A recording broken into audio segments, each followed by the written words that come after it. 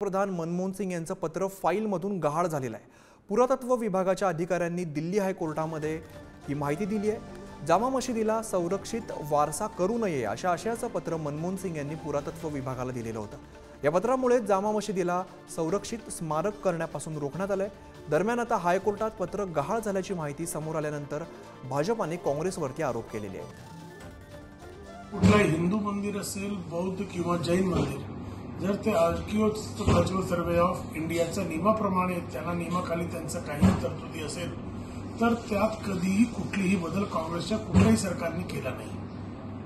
पण जेव्हा जामा मस्जिदचा प्रसंग आला तेव्हा काँग्रेसच्या डॉक्टर मनमोहन सिंग सरकारने आर्किओलॉजिकल सर्वे ऑफ इंडियाचं परव्ह्यूप्रमाणे त्याला बाहेर केलं।